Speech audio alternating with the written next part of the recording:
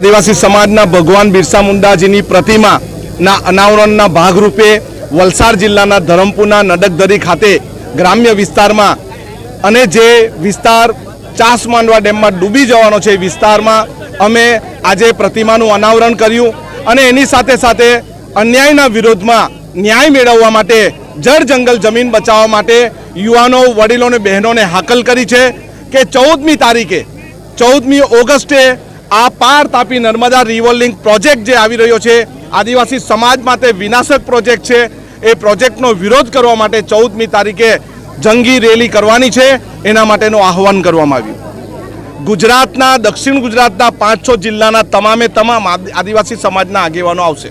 આ મુદ્દો 2022માં નિર્મલા સીતારામનજીના બજેટ સત્રના ભાષણ દરમિયાન ઉચકાવવામાં આવ્યો હતો। ત્યારબાદ અત્યારે લોકસભામાં ડીપીઆરની જે રજૂઆતની વાત કરી એના પછી ઉચકાયો છે।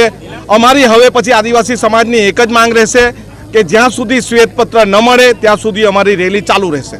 અન્ય ધારાસભ્યો હર હંમેશા કહે છે કે અનંત પટેલ ગેરમાર્ગે દોરે છે। અમે આમંત્રણ આપીએ છીએ એમને કે તમે માર્ગ બતાવવા માટે આવો, પરંતુ ખાલી બેઠા બેઠા સ્ટુડિયોમાં આવીને એક વાત ન કરો અનંત પટેલ ગેરમાર્ગે દોરે। ત્યારે પણ એમણે 2022માં કીધું હતું અનંત પટેલ ગેરમાર્ગે દોરે છે અને પછી એ જ મુખ્યમંત્રીની બાજુમાં પૂર્વ મંત્રી બેસી ગયા હતા અને એમ કહે કે આ પ્રોજેક્ટ અમે રદ કરીએ છીએ અને ફટાકડા ફોડીને ઉત્સવનો માહોલ પણ કર્યો હતો। ફરી પાછું આ જ થયું। અમે વિરોધ કરીએ છીએ અને એ કહે છે ગેરમાર્ગે દોરે છે। અમે તમને હાકલ કરીએ છીએ, આવો અમારી સાથે સ્ટેજ શેર કરો। અમે ગેરમાર્ગે દોરતા હોય તો આદિવાસી વિસ્તારના લોકોને તમે માર્ગ બતાવો, કયો માર્ગે અમે ચાલીએ।